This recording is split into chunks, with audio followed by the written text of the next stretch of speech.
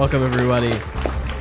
50 episodes of Quarter Twins, a weekly review. The show with only one question. What is it? Watch anything good lately? Whoa! That's the question we ask here on this show. We've done 50 of these. That's a milestone. We haven't asked That's that question milestone. 50 times. No. Because we've changed our tagline at least twice. At least twice. Well, we only changed it once. We had the first one, and then... Well, I think we went from none to one. Yes. And then we changed it. Does that count? I don't know. Cool. But this is it. This is it, guys. Couple weeks, more than a month now, later than 1 year. You know, if we were going every week, we would have hit episode 52 a month ago. So clearly we've missed a couple weeks. But, you know, shout out to anybody who's been with us this long. Hit us up in the comments of the YouTube video. Maybe you can you do comments on Spotify? I have no idea. You can leave a review on Spotify. Leave a review. Say, hey, I've been here since episode 1 and somehow managed to listen to all of them. That would be cool. One of the pastors at our church, his name is Corbin, and he, like us, he might be listening to this episode because he told me this morning, he's a Star Wars fan, nerdy guy, and he came up to me today, and he said he celebrated May the 4th by listening to our very first episode, the Star Wars ranking episode. Wow. And I said, wow. Thank you for doing that, but I'm sorry you had to listen to that. Yeah, that first episode is rough. Terrible recording. We should redo it. We should. I thought about that, actually. I've moved a few things around. But yeah, people are still listening. There are new listeners every day. You know, every single day there's a new listener. I know that for a fact. There is one new listener. So this is... You know who you are. You know who you are. This is the show with only one question. Watch anything good lately? That's our tagline. We asked you to share the show, review the show. It helps us spread the word and get more people in here to listen to our ramblings. We would really appreciate that. And this is going to be the spoiler warning for everything ahead. There are going to be time codes in the description where you can see everything we talk about in this episode. And then what happens after that? You can touch them. With your. You can click them, and you can go straight to whatever you want to listen to or so hear. You don't have to listen to the Guardians review that we're going to do at the end, or in the beginning. I've moved it down the list so we can talk about all the fun stuff first, and then get to the nitty gritty. But you know, wherever it is, you can go in any order you want. You're like, I'm interested in this. Click it, then you're there. We're talking about it. Hey, we're talking about blah blah blah. And then you're like, I don't care about this anymore. And you click over here, and then we're like, hey, we're talking about this and this and such. And you just jump around, or you know, you just watch the whole thing start to finish. Sit here with that sweet engagement. Yeah. Okay. That retention.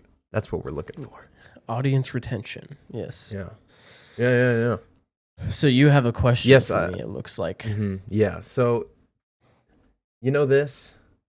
I've seen that. You know this? Let me just real quick show you something here. You see that trailer for Dune Part 2? Nope. Oh. I will not. Because it's going to spoil something for me. I purchased this. It's good, if you were wondering.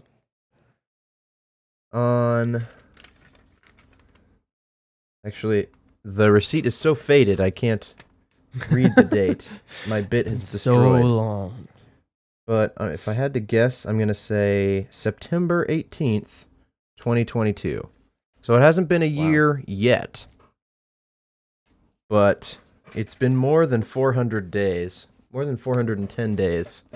And we're still at page 410. So I thought I'd gesture or maybe the word is posture, a proposal for you.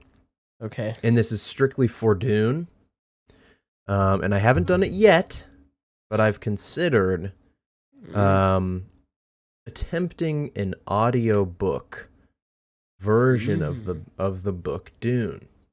Would you be interested in allowing that to occur? Now, I have a stipulation for you. I would start at the beginning. Because I'm only 200 pages in, I figure, or 200 pages left. I figure I can allow for that a bit of a time reset as sort of a punishment for being able to go through the book much faster. Yeah. Using the audio version. This will not count for any of the Game of Thrones books, of course. Sure. I intend fully to read those myself. I'm much more interested in what those have to say. And I'm not disinterested in Dune. It's just the chapters that don't really propel. It's hard to get through. It's dense, all right? There's some chapters where it's just like Paul thinking for 20 pages. Thinking. And I'm like, wow, let's go, let's move on. I'm asleep. Mm-hmm. Yeah. So it's not the book's fault. I'm interested in the plot. That's a great idea for you. So if that's okay with you. Go ahead and do that. You think so? I love it. Okay. Yep. Wow, guys. This is all assuming that I am going to live up to my end of the wager at some point. Eventually, he'll get around to watching the Game of Thrones. Yeah. Maybe. We'll see. We'll see. Or I just give you $50, which might be worth not watching 8 seasons of a TV show I'm not interested in. I'm interested in it. It's just so long. Well, we'll see. What can you do, guys? He'll rewatch. What can you do? He'll rewatch one season of Daredevil 8 times. Yeah. It's as many hours of content. I'm interested in that. And if more. Yeah, so that's okay. I understand. I just want you to watch it because I know you'll like it, even though it's not sci-fi. Yeah. You'll get it. It's hard for me to get into fantasy stuff. Except for that video game you've been playing. That's definitely fantasy. Yes, good segue. I have recently acquired a PlayStation 4 from you. Oh. You know that because you sent it to me. Yes, I've been playing God of War. I didn't purchase that. I purchased the PlayStation Plus or whatever, which the first God of War is concluded. I downloaded God of War, Last of Us Part 2, Spider-Man, Horizon, Forbidden West, Spider-Man, Miles Morales. No, it occurred to me that I downloaded the second game, which I didn't realize until I started it, and I was like, oh, there's a first game. So I'm going to play the first one first. Okay. I didn't realize that was the second one. Yeah. So I'll do that. But yeah, I've been playing God of War. I'm probably 10%, 15% into it. It's a lot of fun. I'm having a great time. It's really weird for me because I didn't the games I grew up playing were like Wii bowling, and that was pretty much the extent of my gaming until I was out of high school. Right. When I picked up an Xbox and started playing other things, but I haven't really ever. There's not many games that I've games like God of War that I started playing and went all the way through and finished it. I did that. The Batman Arkham games, I've done that. Jedi Fallen Order, I played that all the way through. But that's pretty much it. So it's still a new experience for me. So it's hard to I don't spend hours playing video games. It's like I'll get on for 30 minutes and I'll be like, all right, I'm bored now. I'm not bored. I'm just I gotta do something else. Right. But yeah, super fun game so far. Very exciting. Kratos. Very exciting. Yeah, I love. I never voice. played I haven't played either game myself. I've watched playthroughs of both of them. I love the first game. He's rowing his boat, telling Atreus stories of the past. Yep. I don't want to spoil it, so I'm not going to say anything else because the story in both of these games is very, very good. You've had an encounter with Baldur.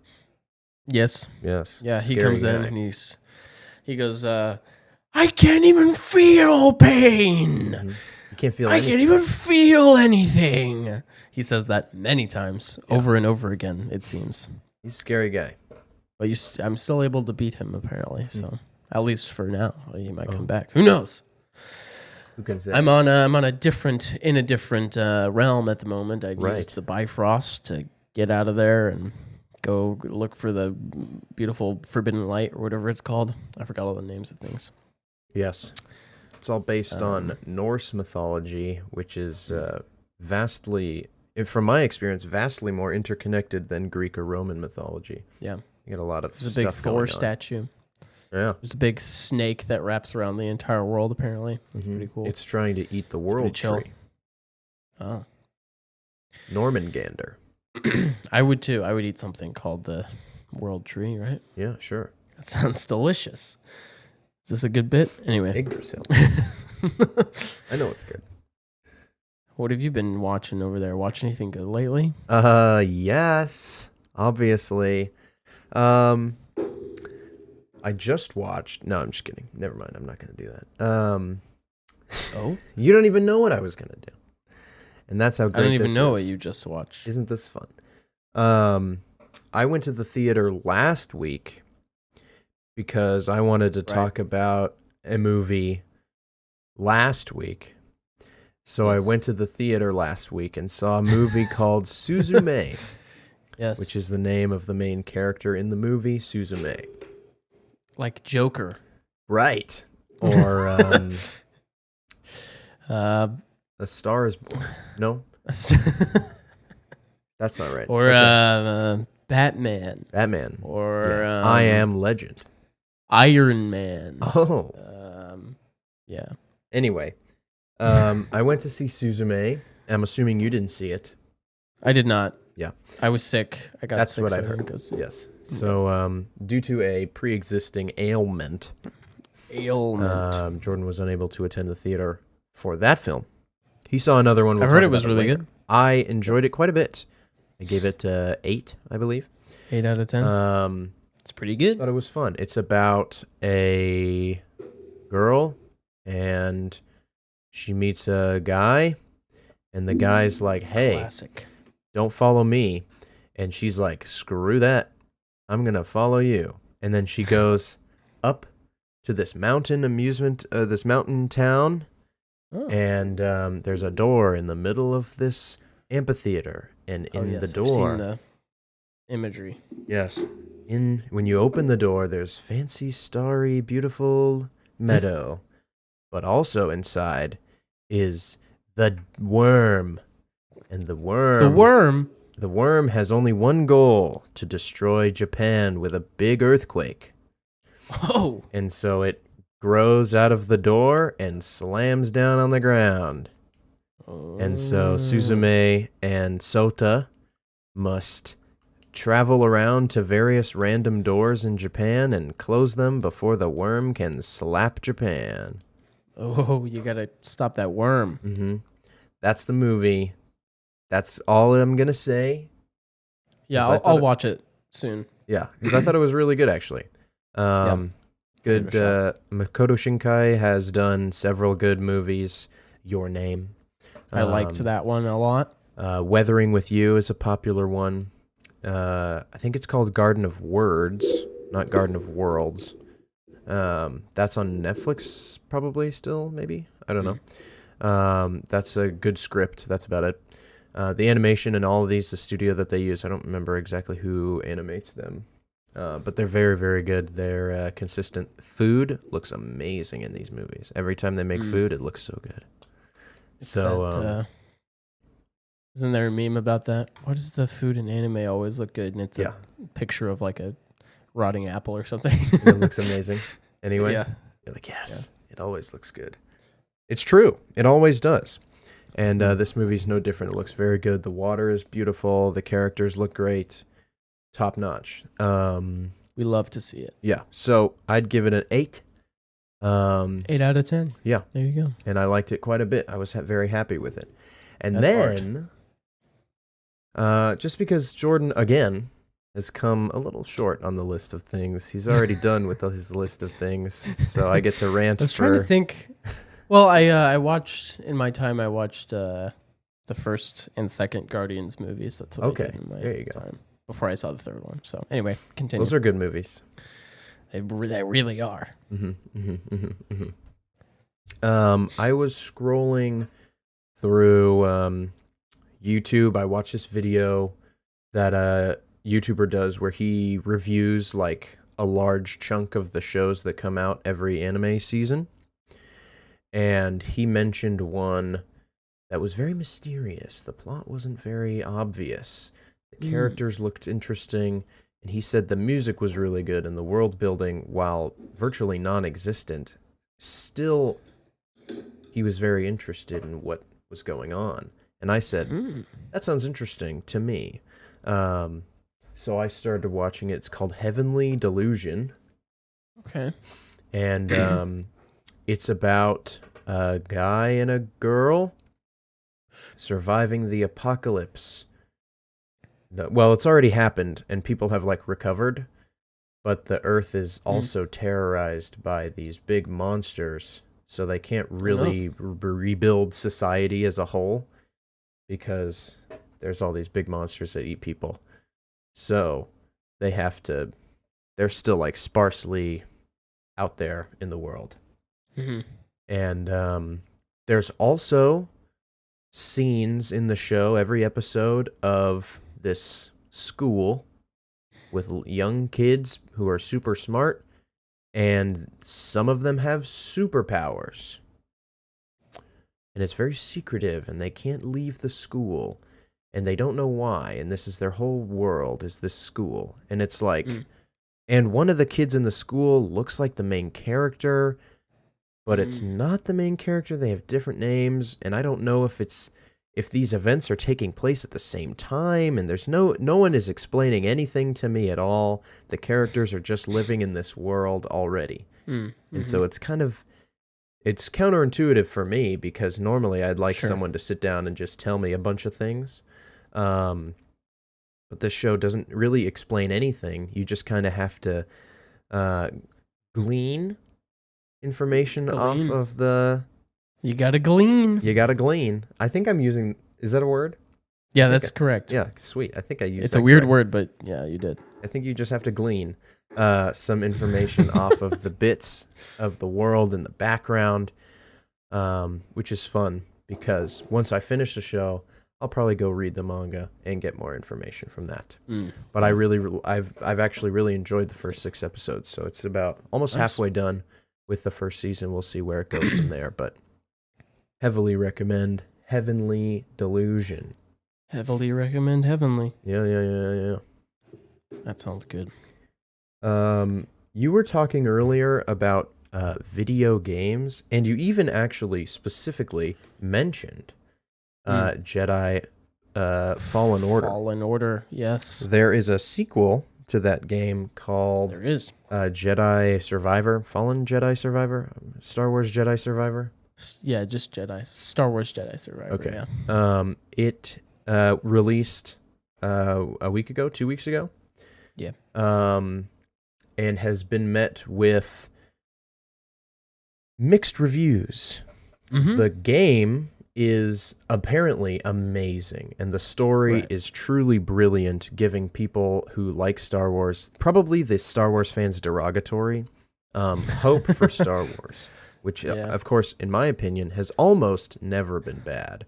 We'll talk about Star Wars fans derogatory next week. Yes. When we get to Star Wars Visions. I saw the first episode of season 2. I thought, that was cool. Heck yeah.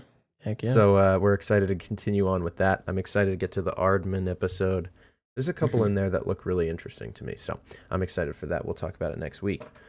However, the negative side of the Jedi Survivor camp is the overall performance of the game, which has been very, very poor. For whatever reason, the PC version of the game just doesn't run very well on even the highest quality machines. Batty Bo Batty is pretty good. Batty Bo Batty over here. And I'm just a little bit nervous about playing it, but I've seen some reviews from voices I trust that say once you resolve some of these issues, and there are certain ways to do it, get around it, and they've continued to patch the game over time, that the game itself is worth playing at lower quality visuals. Sure. So I'll probably buy it and play it this weekend. and I'll be streaming live. So I've been waiting. I haven't watched any playthroughs because I've been waiting for yours. Yeah, that's so sweet. Maybe I'll join you. Can we record while you play something and we'll? I mean, yeah, you can just join a Discord call and we can do commentary while I play. Absolutely, that'd be fun. I don't know if you want to do anything with that, but yeah, I guess you're just gonna post it as is, right? Yeah, I think I'll just strip the VOD straight from Twitch and throw it on YouTube. I could even stream it on YouTube, and then it just as soon as I'm done, it's just there. Boom. Nice. Yeah, that'll be fun. I'm excited. Yeah, so I love the first game. We can figure out a way to do that for you, and then you can play it vicariously through me. Yes, I love that. Yeah, and then I got one more thing to talk about. Here we go, and it won't be long. The big reveal. So this show, actually, let me go further back in time. You may recall a TV show that I was momentarily obsessed with that came from this streaming platform. Care to remind the audience what the show was? It's in my top 10 favorite shows, and I stand by that to this day. Yes, For All Mankind. We've talked about it many times. Now, that is a TV show that everyone should watch. Even Jordan. Create a new... I've seen 1/3 of it. Create a new email and start it again on your free trial. Yeah. No. Anyway, I was scrolling through Apple TV, and I saw the #1 show on the site. My parents have recommended it. All time. Pretty sure you've recommended it. I've recommended it. Yeah. People at work have recommended it to me, and there is no reason why this show would not be something I'm interested in. I love soccer. I like Jason Sudeikis. It's a comedy about how funny British people are and how stupid soccer is, and it's also apparently very heartwarming. So, yes. 2 days ago, I started watching Ted Lasso. Ted Lasso. Now, last night, I finished season 2. So we are... we're in there. Incredible. We're catching up. It's an easy binge. Yeah, absolutely. I will just not trigger warning. Just warning for season 3. It's not winning me over too much, to be honest. I'm not a huge fan of what they're doing. But anyway, continue. I've thoroughly enjoyed it. I knew I would. It was never about like, oh, I don't. There's think nothing I'll to like not it. like about it, really.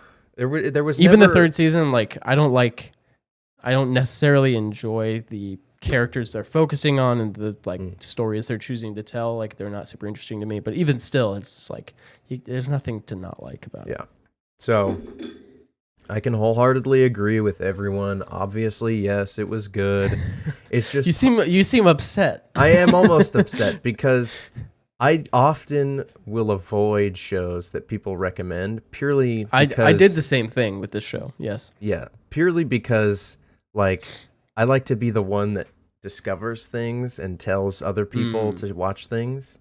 Yeah. And so, like, you know, someone at work has been telling me to watch Mean Girls for several months. And it's like, a single movie I could watch in one day? Like a couple hours or whatever? Pass. You'll never do it. I don't want to. I know it'll be fun, whatever. Yeah. And like, so all these people are telling me to watch Ted Lasso, and of course it's going to be good and I'm going to like it a lot. And I'm just like, it's amazing. No, I don't want it. I love the first season so much. Second season's good too. The music is so good. The music's going on my favorite. Does have a very good, my favorite scores. Calming soundtrack. It's very nice. It's so good. Mm-hmm. Yeah, I like all of the characters, except for Roy Kent. Can I say that? Is that allowed? Wow. Yeah, you can. He's just I have so much trouble hearing the words coming out of his mouth. He gets his, because I watched season 1, 2, and we're halfway through season 3, and then Kelsey hadn't seen any of it, so I started over with her when we were over there.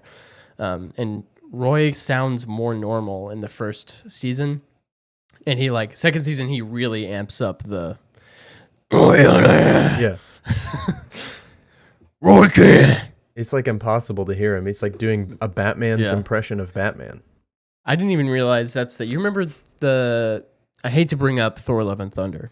I don't. But the post credit scene of that movie, Zeus is like, Hercules, I need you to go kill Thor, and it pans around, and it's Roy Kent. It's Hercules. I didn't even know that was him.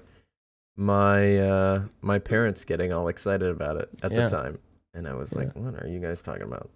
He's talked about it. He was like, "Yeah, they just kind of called me one day, and we're like, can you come by the studio for a couple hours?" And he was like, "Yeah, sure, whatever." Just do this quick thing.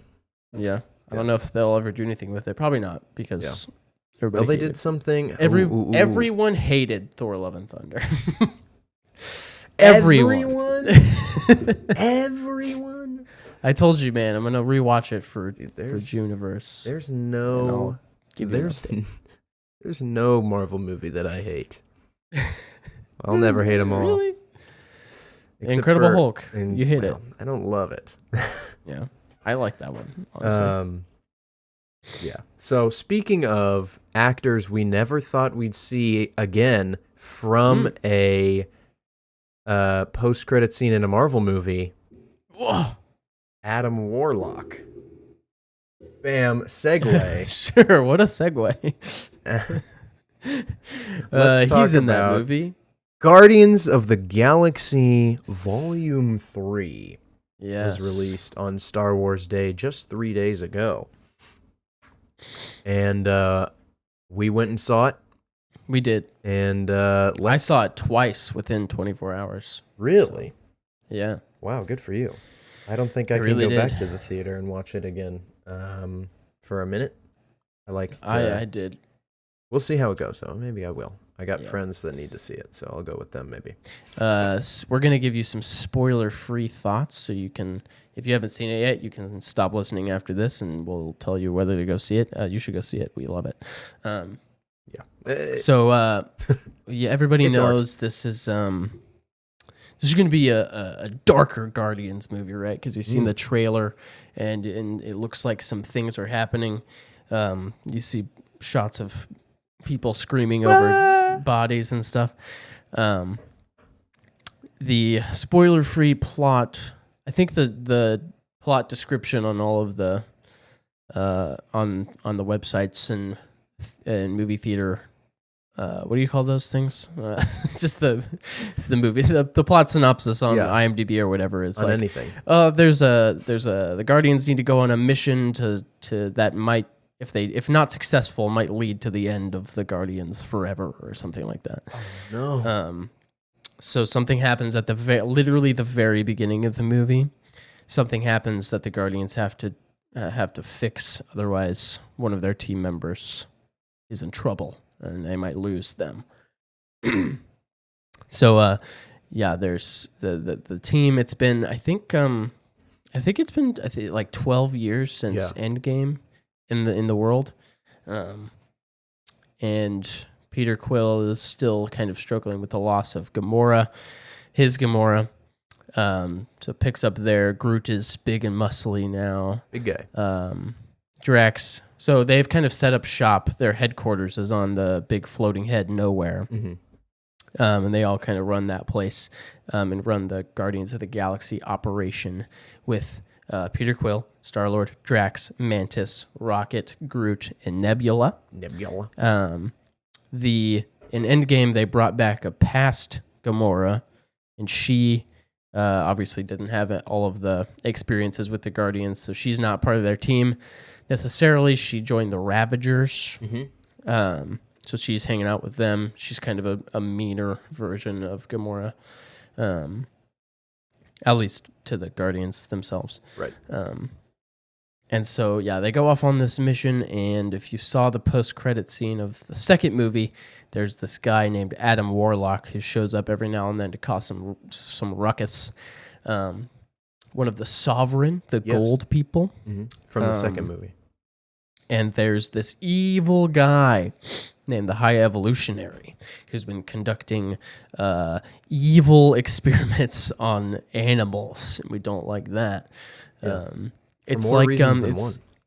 It's like Darren Cross from Ant-Man, how he brings in that little sheep into his laboratory and shrinks it, and it turns into goo. Subject 85C. Yeah. It's like, I thought you were using mice. What's the difference? Like that's any better. Yeah. For real. It's like He that makes a turned good up, point. dialed up to 11. Just doing terrible things to innocent little creatures. So the Guardians are after that guy, and it's a really great adventure. Nathan Fillion is in it, in a little cameo. Yeah. Yeah, it definitely ends the Guardians trilogy. It is final. So I definitely think if you haven't seen it yet, you need to go see it in theaters ASAP. I've been telling people, like, they've been asking, like, is it better than the other two? Is it as good? Is it worse? I think if you like the Guardians of the Galaxy movies, you will love this. It's a very consistent, natural progression. So if you're into these movies, and they are very specific movies. This one definitely, I feel like James Gunn dialed up the kind of crazy meter a bit on a few things. Yeah. Which is okay. I think I like what he's doing. So, and he's done with Marvel. He's out. This was his last Marvel thing. He's over at DC now. He's currently writing Superman Legacy, which Jordan, I'm sure, is very excited about. So hype. Isn't that your profile picture these days? Superman Legacy comic. I'm going through a metamorphosis into DC fan. Yeah. Superman is becoming my favorite superhero, I think. Wow. Over Spider-Man. Read more about him. Yeah. Honestly. That's wild. Do you have any other spoiler-free thoughts on Guardians of the Galaxy Volume 3? In my review on Letterboxd that one person sees, I don't have the connections in the Letterboxd community that Jordan has. He gets likes and comments on his reviews. It's popular over there. I mentioned that it's the best superhero trilogy.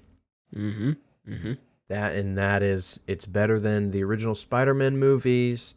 It's better than Dark Knight. Yeah. It's better than any of them. I think it is the best. And I love that it's separate of the greater MCU. It feels like these movies almost don't take place in the Marvel universe. Yeah. And it's fine. Like, you know, they get meddled with in Infinity War and Endgame, and James Gunn isn't super happy with all that, how that went down. But he's able to figure it out in this movie, more or less. And it's great. They're really, really good movies, all three of them. Yeah. I am coming to terms with the realization that I don't love Guardians 2 as much as I think I said I did last year. Sure. So I will say up front right now, I think Guardians 3 is better than Guardians 2.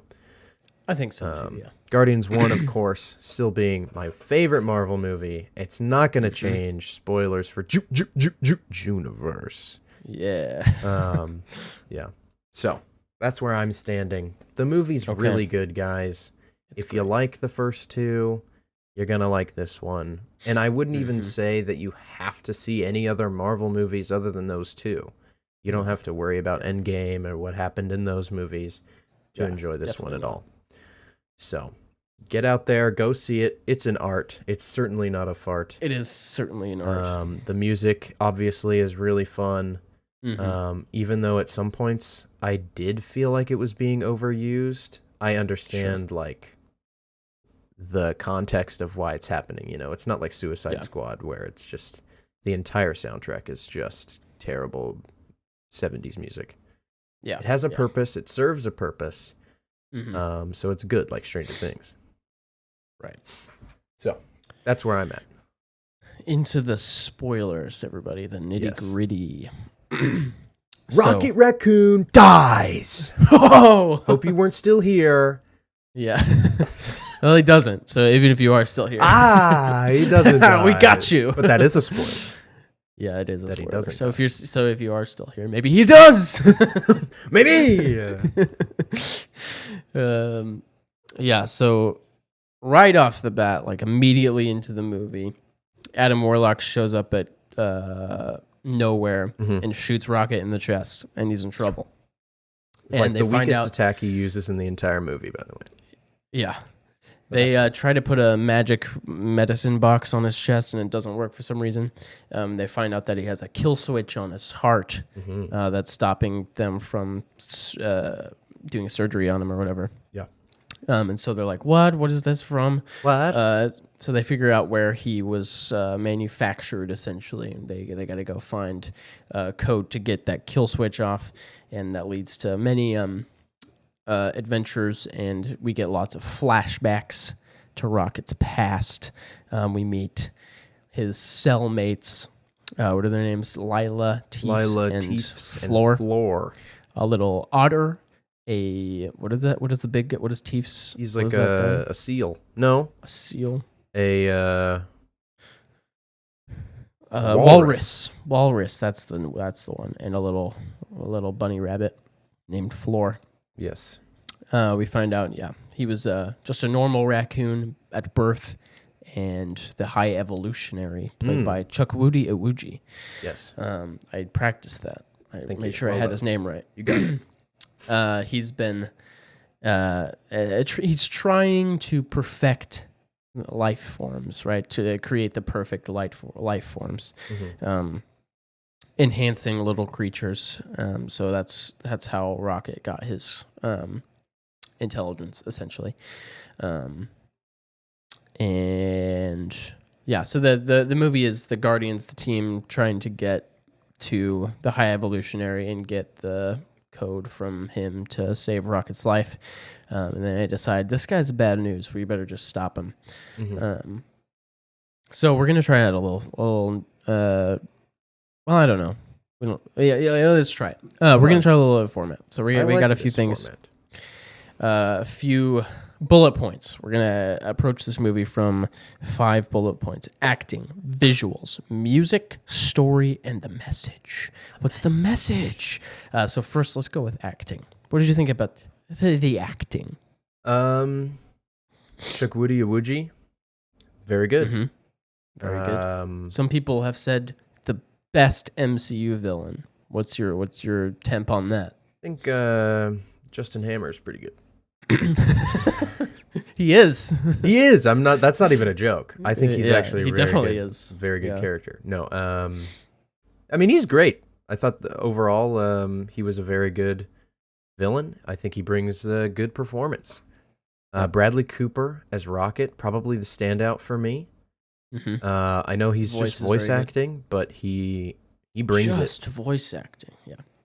Well, relative to the rest of this specific movie, he's not there giving his facial emotion, body language, and all that sort of stuff. It is different. Yes, it is. I think the rest of the team. I think Drax and Mantis also get Dave really Bautista, good in this movie. Yeah. Palma Clementif. And Karen Gillan, actually sleeper. An all-star performance. Really good in all of her performances as Nebula. She gets better every time.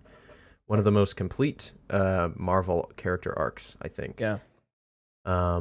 Chris Pratt, Zoe Saldana, kind of phoning it in this time.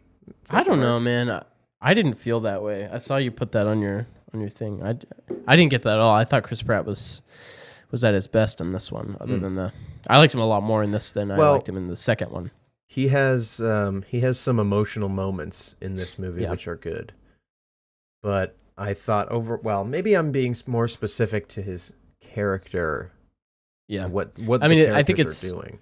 I think it's more well known that Zoe Saldana was hoping to be done with these movies, but they brought her back in Endgame and whatever. She'll be done now. Had to do a little something. Yeah, she's definitely done. Never doing this again. She's tired of making being billions green. of dollars. Yeah. I thought it was funny. Just jumping to the very end. There's a card that says the legendary Star-Lord will return. Mhm. I just thought it was funny that he's the only one who doesn't have to spend like 20 hours in the makeup chair. You know, because Right. everybody like Dave Bautista's not coming back. He's not doing that anymore. Mantis and Gamora, like, yeah, we're done. We're not doing this anymore. Yeah. I want to be in Mission Impossible or whatever those guys are doing. Right. They're having fun though. They enjoy the characters, and I think that's good for them.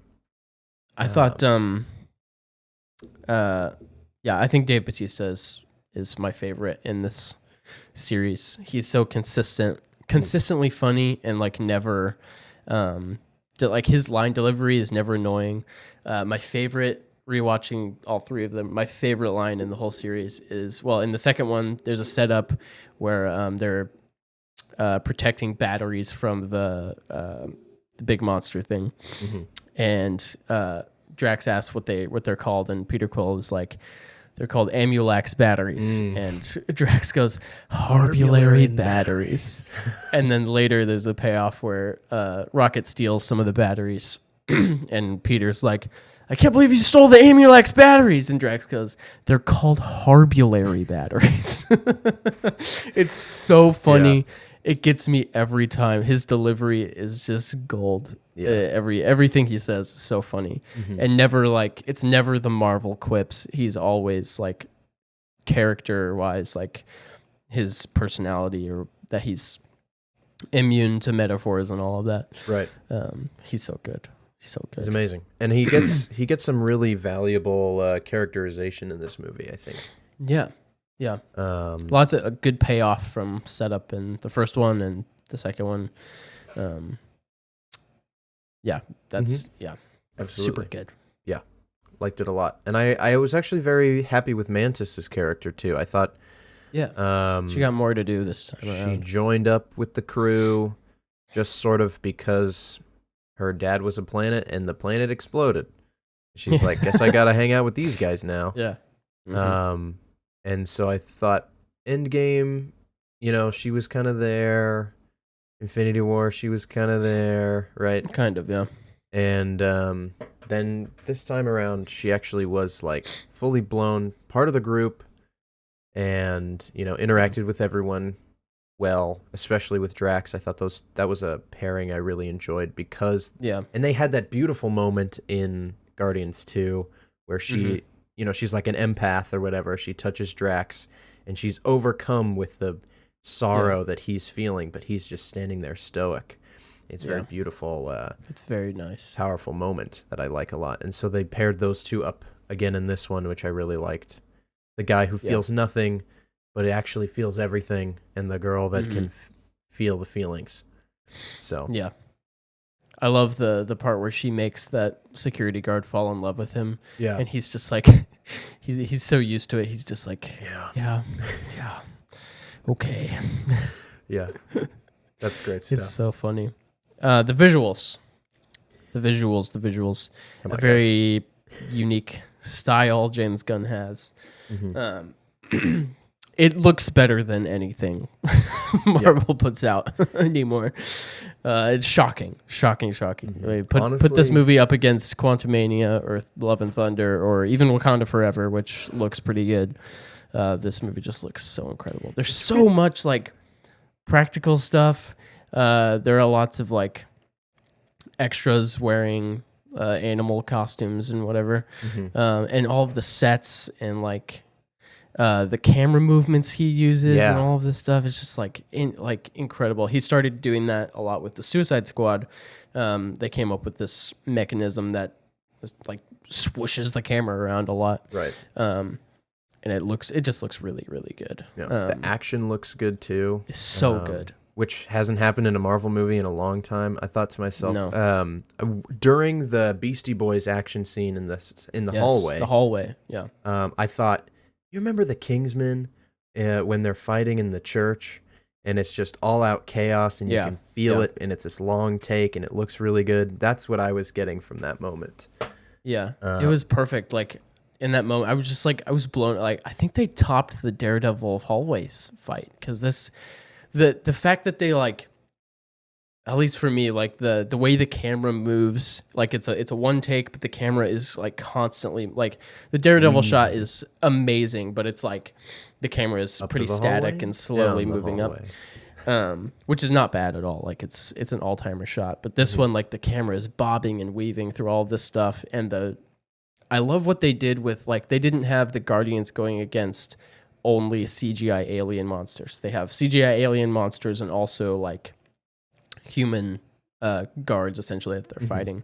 So like the human characters and the CGI characters like blend together so well, and there's never a moment where you're questioning the visual effects, and it's just like the music and the way the camera is just swooping around and all this stuff. It's so good. It was beautiful. It really genuinely was an awe-inspiring moment, I thought. Yeah. A very, very cool time. Yeah, every time they have an action set piece, like right before that, when Star-Lord and Groot are in the Evolutionary's office, and Groot like grows a bunch of arms and pulls out a bunch of guns, and they have this standoff moment. It's super cool. What's the other one? They fight in the OrgoCorp headquarters. Oh yes, I loved that was just like. He really leans into goop. Yeah, like this is a goopy movie. These movies are really goopy. In this, they go to this station that's a living organism, and so every like door is like an orifice, and like Everything is goop. Every flesh. button is like the security cameras are actual eyeballs, and they get the file for Rocket, and it comes down in like an orb, and it lands in just a puddle of goop for some reason. He picks it up and he's like, "Oh god, ugh, yeah, gross." I like that sequence a lot. Nathan Fillion's in it as a wearing little this security giant guard. bug suit with a six-pack. I love the commitment to just insane imagery and all these things. Yeah, I love they all put on different color spacesuits, which isn't an Among Us reference. He's very clear about that. He's like, guys, it's not Among Us. Right. It's from something else he's referencing. But trying to think of any other visual. I mean, Rocket looks incredible. It's just a raccoon you're looking at, you know. That our CG looked really good. And Groot looks amazing too. I love I saw a lot of people didn't like the new Groot design. I think it's great. But it was cool. I like it a lot. I wouldn't have hated him being back to his normal self either. But I thought it's fine. Yeah, it is I think it is technically a different person, but it could have been a little bit. I mean, he basically came back as a baby, had to reborn as a baby. I want to see Where's the baby. Oh man. I like their new ship is cool. Yeah. And it's actually 4 ships. Yeah, it's pretty sick. Yeah, it looks incredible. I love the look of it. I love. Yeah, we talked about like just the makeup is so good. Like Adam Warlock, Gamora, Nebula, Mantis all have really, and Drax really have elaborate makeup situations happening. And I appreciate that. And the High Evolutionary too. He's got like a face peel thing going. Yes. Crazy. Music. This movie has lots of music, as do many of them. I mean, all of them. Yeah, you thought the music was a little much at times? It was just that there was a couple of moments where I felt like we were overdoing it a little. Yeah. Like the first 2 movies, it felt like more obviously placed. This time it felt like he was like, I'm just going to use a bunch of songs that I didn't get to use in the first ones or something. Yeah. So they felt like they occurred more often. Yeah. But they still brought in the main theme in a climactic moment, which I also thought was like oddly placed. Rocket is flying through the horde of hell spawn. I thought the same thing. And, you know, like at this point, he is full blown empathy mode, like feels for all of these people that have been tortured by the High Evolutionary. And it's like, dun dun dun dun dun, Yeah. da da da. You know, this epic music. It's very triumphant and like, check us out, guys, we're awesome. And he's like mowing down these hellspawn creatures, and there's like sounds going in the background. Yeah. It was weird I just thought it was like, is this really it's a different composer than the first two. And I saw a lot of people talking about that. The score didn't hit quite as well as the other two. Yeah. There were a couple good moments, but yeah, it's like in The Rise of Skywalker, there's a moment that really bugs me. The music in that movie is all over the place and terribly placed. They had put no thought into it. They were just like, that's the song that plays when lightsaber is in the shot. Yeah. You know? There's a moment at the end where they've beaten Palpatine, and it's I forget the motif. I think it's Han and Leia's theme that plays while you're watching General Pride get exploded. It's just like, I hate it. Like, it's the climax of the song, and you just watch a man explode and die, and it's like a song about love and and all of that stuff. I'm just like, this is terrible. I wouldn't remember it. I've only seen it one time. I know. In fact, I'm very proud to proud. rewatch it so I can do my bit that I'm planning. Where you pretend to like it? I watch it and then pretend to like it, yeah. Yeah. I'm not going to watch it and actually still hate it. Yeah. Not that we can think Star Wars is bad. No, of course not. We can talk about the story and the message kind of together, because this is where some of my negatives come in, I think. Okay. So the overall story, it's about Rocket, right? Yes, so you're this seeing is his Rocket's past movie. and stuff, learning to I'm done running. You know, he's confronting his past and all of these things, and he kind of the climax of his arc is when he is at the pearly gates, and you see him there, and Lila comes out to greet him, and this is where I tear up and cry like a baby, dude. She comes out to greet him, and he sees Teefs and Floor, and he's like, "Can I come with you?" And she's like, "Yes." Oh my gosh! And then she goes, "But not yet. You still have a purpose here." And then she says, "This has always been your story. You just didn't know it." And that's where I lose my mind. He has to go back, and he joins the team again with a newfound kind of a new lease on life. You know, he's motivated to confront his past and do right by the people because he kind of just ran away and got those guys killed. Like, yep, that's true. You did kind of do that, but he's honoring them in this way. I mean, they were gonna die the next morning, right? So exactly, yeah. And so they get there. They beat the High Evolutionary. He has moved on to, like, he's created children essentially that are enhanced in some way. They don't really deep dive into what they are or what they can do or anything. One of them seems to have superpowers. Yeah, there's just a bunch of kids that they get off of the ship before it's about to explode, and Rocket's like, no, we have to get all of the animals off. Like, we have to get everybody out of here. So he has this empathy for these creatures. And then they save everybody. We can talk about the thing that happens with Peter Quill that we both didn't like.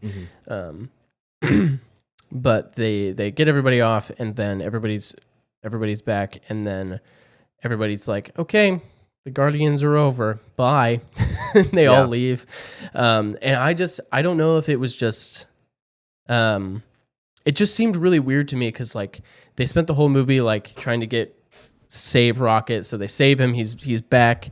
And then Peter Quill's like, I gotta go be with my grandpa on Earth. And Mantis is like, I gotta go figure out what I want. And Nebula's like, I'm just gonna hang out on Nowhere, and Drax, you can hang out with me. And they're like, Rocket, you can lead the Guardians, I guess. And he's like, okay. Yeah. I just thought it felt a little sudden to me. Yeah, it didn't hit for me. It wasn't obvious that was what, like, I knew this was gonna be the last one. Yeah. But I thought it was going to be more like Ride Off into the Sunset kind of a thing. Right. I didn't think it... let's just we're just gonna split them up at the end. Yeah, it felt like they had to do that, but it didn't feel natural for them, especially Peter Quill, to be like, "I'm leaving, I'm going all the way to Earth." Like, it just felt it felt really odd. And then there's a post-credit scene that was even weirder to me because they Rocket, Groot, Kraglin, Cosmo, and one of the new kids, Adam Warlock, yes. They're on a planet and there's a civilization there, and there's like a horde of animals coming towards them. And the kid asks Rocket, like, "Do you ever feel sorry for them?" Because they're about to like mow these animals down, I assume. He's like, "Do you ever feel sorry for them?" And Rocket says something like, "Well, somebody's got to protect these people," or whatever. It was just really, I was like, "What? You're gonna kill these animals?" Like, I thought you learned not to do that. Yeah. I was like, I don't really know what you're trying to tell me here. So I just think like it kind of had conflicting messages. Right. Of like, we gotta all stick together because we're the Guardians. We gotta save our friend. And then at the end, they're like, we gotta split up forever. And we gotta save all the animals, but we're still gonna kill all the animals. I'm just like, it felt a little bit weird. Yeah, I'd agree. I mean, I thought overall the plot was kind of simple, and I don't think that's sure. It doesn't mean it's bad. Obviously, that gives them more time to dive into the characters, and obviously the characters are the highlight of this series, for sure. And I guess if we're looking at all the movies, they've been pretty simple, plot wise. Yeah. Like the A plot has never been super convoluted, like Dark Knight or Inception or something, you know. But I don't know. I thought I guess I would agree. I didn't even really think of that in the moment when Rocket is like, "Yeah, let's kill these guys." Yeah, it was weird. Yeah, I feel like if they would have been, because I wrote this down. I think if the split had started with Rocket being like, I'm done with this. Like, I feel like there might have been an angle where you could have been like, Rocket is ready to like kind of settle down and not do this Guardians thing anymore. Like, he's going to take care of these kids and start this kind of new civilization type of thing. I feel like it could have started there and might have been a little bit more natural. But it felt weird that they were all like, that they kind of left him there to lead the Guardians by himself. Yeah. But I did like, we talked about Drax's arc. Nebula says, "You weren't meant to be a destroyer. You were meant to be a dad," which is super sweet. Yeah. He kind of finds it in himself, like you just see how natural he is with kids and stuff, which is just, it's a simple like, this guy Drax the Destroyer is a really good dad, and that was taken from him, but now he gets to be a dad, so that's beautiful. Nice. Yeah. And I really like Nebula getting to be like the builder. Yeah. Watch that YouTube video where they use that term. I'm not going to pretend like I came up with that myself. But right. She was, tortured and destroyed and rebuilt over and over again, and had to follow Thanos, who wanted to rebuild the universe and basically in his own image. And now she has a chance finally to be a leader and create her own. Yeah. She gets to try. And she's not going to do it the same way. And I think that's very liberating for her, which is awesome, because she's been through the ringer. Yeah. So. Yeah, she really has had such an amazing, like, it's been great to kind of track her journey from the first movie where she's just an agent of Thanos and Ronan, and she's really angry. And then the second one where she's still really angry and kind of not on board with the Guardians. But towards the end, she kind of...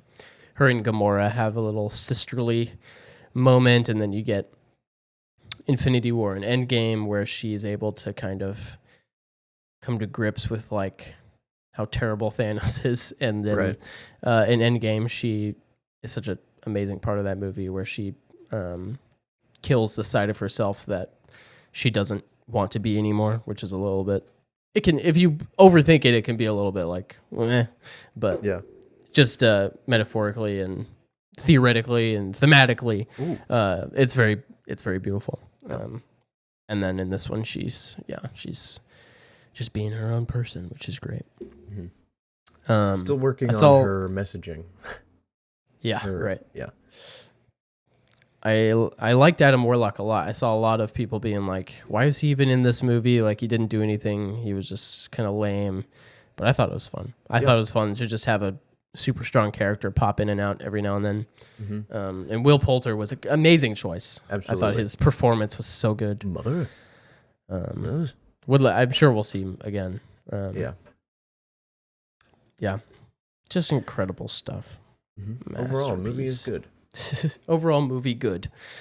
We kind of said it. I think we both probably still put the first one at the top. Cause I rewatched that one and I was like, this is it's amazing. This is the good stuff. Yeah. I don't even dislike Ronan. I think a lot of people don't like Ronan, but I think James Gunn was consistent with all three villains actually. Yeah. I think Ronan has this like Prometheus dark evil tone, and he's super serious. And then the rest of the movie is like Sakaar, which is fun. It's a great counter. I think a lot of people they're like, well, he's not given much character development, which is fair. I think you can have both. Like even in the third one, this one like High Evolutionary is given we have no idea where he's from, what he's been through. Like all we know is that he's evil and we hate him. Right. And he's so effective at being that. And then you can also have, Thanos and Ego, where you learn about like where he came from, his origin, what he wants and why he wants it. But you can also have Ronan, who's just evil and angry. So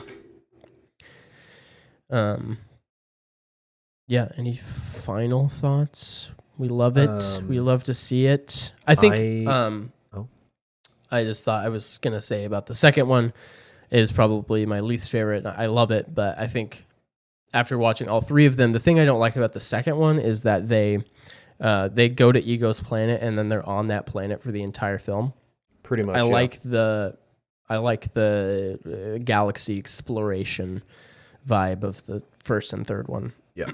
Better than that. The second one is a lot of like the deep character stuff. Let's sit down and talk. Let's sit down and talk in a field. Yeah. I don't know how much it's come through already, but I didn't like Gamora or Quill in this movie very much. Yeah. I thought that they kind of have had their day in the sun, and the actors and the characters were kind of like, we're in this movie. We're not going to really... Like, Quill has his moment where he's like over Rocket's body, and he's like screaming in anguish of losing his best friend, his second best friend. But other than that, I thought that his character was just kind of there to be the Star-Lord character. Yeah. And Gamora is like not at all a part of this story anymore, but they're like, we got to throw her in there. Yeah. She's Gamora. Well, what I liked about her is that they didn't try to repeat the love story. Like she's very consistently like not interested in Peter Quill. Yeah. I was glad like at the end of the movie she decides to kind of be his friend, but she's not like I love you now. Right. I thought it would have been worse if like they just did the same thing where they fall in love and whatever. I like that they let her be a different character. Like it's not like they brought her back so that they could. It doesn't feel like it's the same Gamora. Like the emotion of the loss of our Gamora stays the same. Like if she was just the same person, it would feel like that kind of counteracts the emotion of the moment of Infinity War. Yeah. Which I've never had a problem with that. I thought that was always a really good character choice for Thanos to sacrifice her and whatever. Yeah. Maybe they should have just not brought her back. I don't know. But. Yeah. And then the other part that we both didn't really like. Right at the end of the movie. Okay, so The trailers, the whole movie feels like it's leading up to Rocket's death in this movie. It felt very obvious that like, and I don't know, it just like Rocket's gonna die in this movie probably. Mm-hmm. And then there's a moment where, he goes to King's Cross Station and sees Dumbledore in the white pearly gates. The white. But this time it's Lila. Mm-hmm. And obviously that's a heart-wrenching, gut-wrenching moment. When I'm watching it in a packed theater for the first time, I actually had a full theater, which was fun. Except the person next to me was on their phone the whole time. I was just like, "Are you serious?"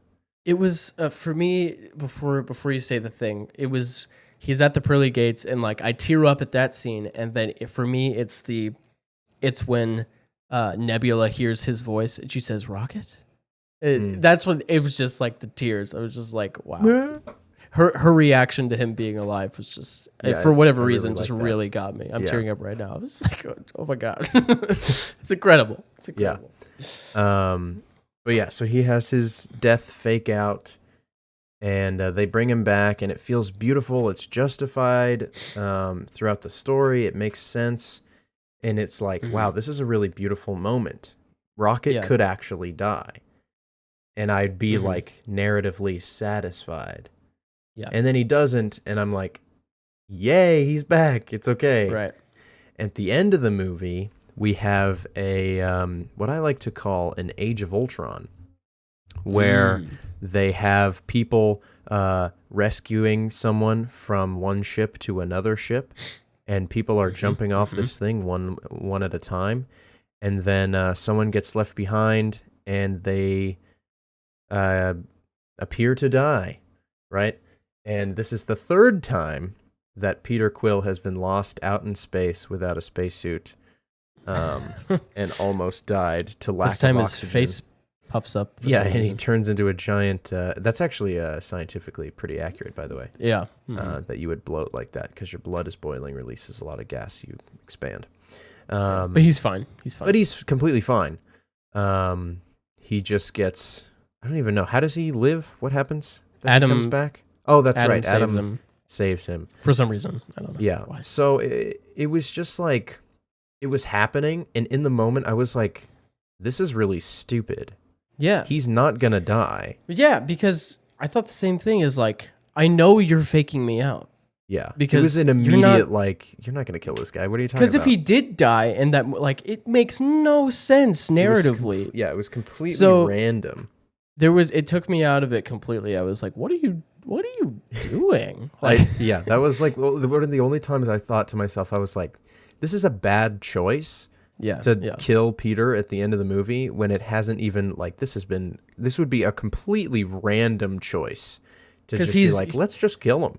He's late to the jump because he drops his Zune and he stops to pick it up. He's not saving somebody or doing something heroic. He's just jumping out and he misses it, and then he gets caught and his face puffs up, and it was just and it was really the face puffing up was really visceral. So it gave me a visceral reaction. I was like, ugh. And I was at the same time being like, this is bad. Don't do this. Yeah. So it was just I knew it wasn't going to happen. A bad moment. Yeah. I never for one second believed that they were going to kill him. I couldn't tell if they were going for a joke. Are they going for a laugh with his face puffing up? It was really strange. I just thought, and then he's just fine. Yeah, and then he's fine, completely fine. And he gets a shawarma moment. Yeah.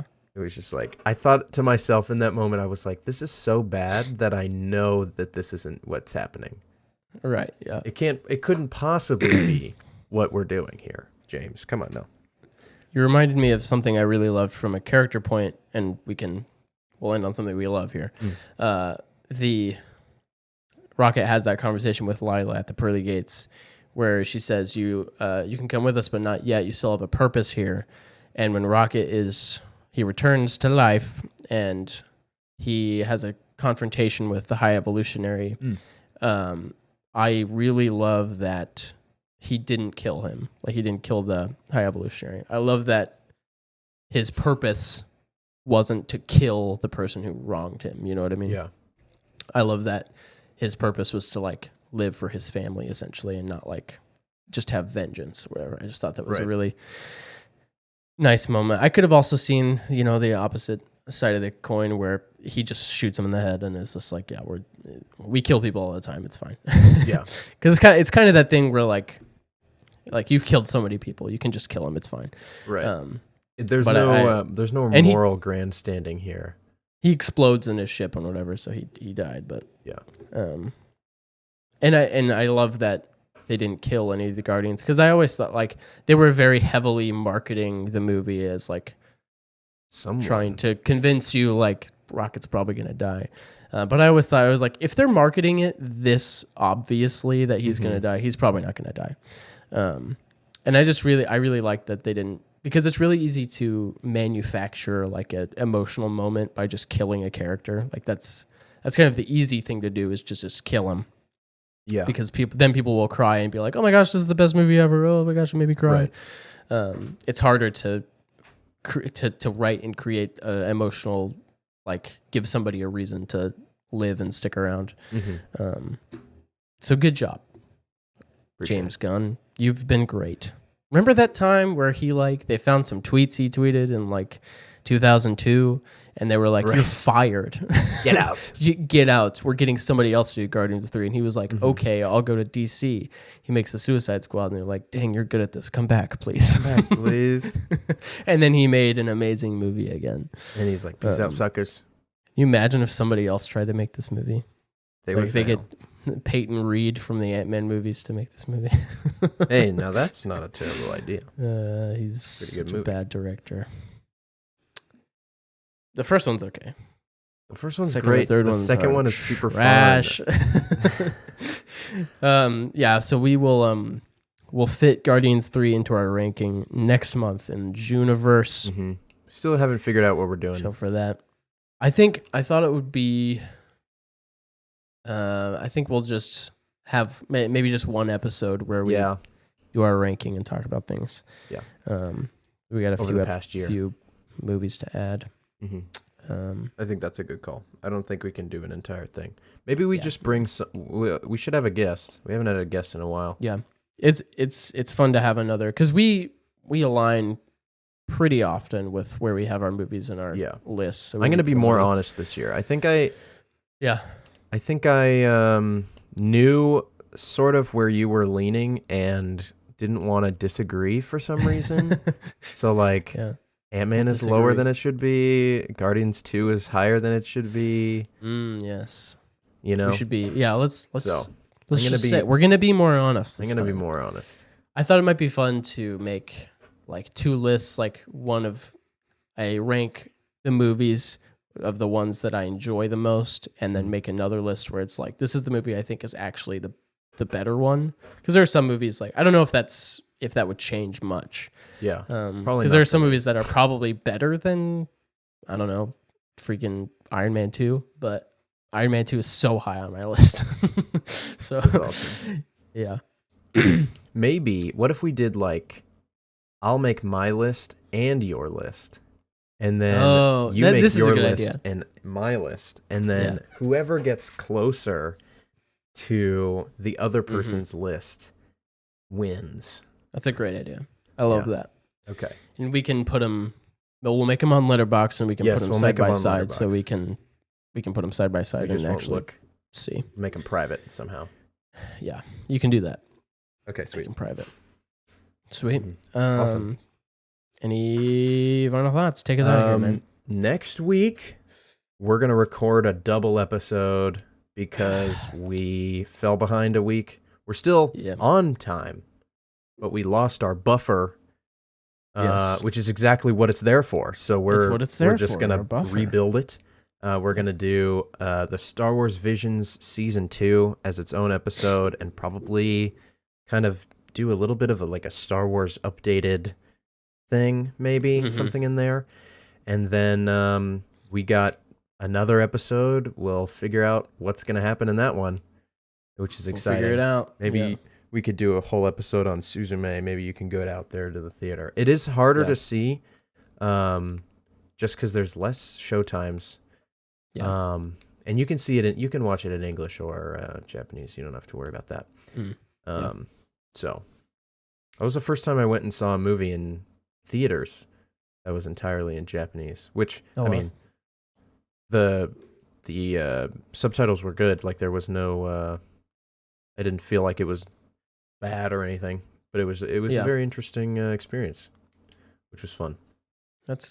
So that would be I enjoyed the movie. I've never seen a movie in a different language in the theater for sure. I've never really even watched a movie in a different language. I don't think.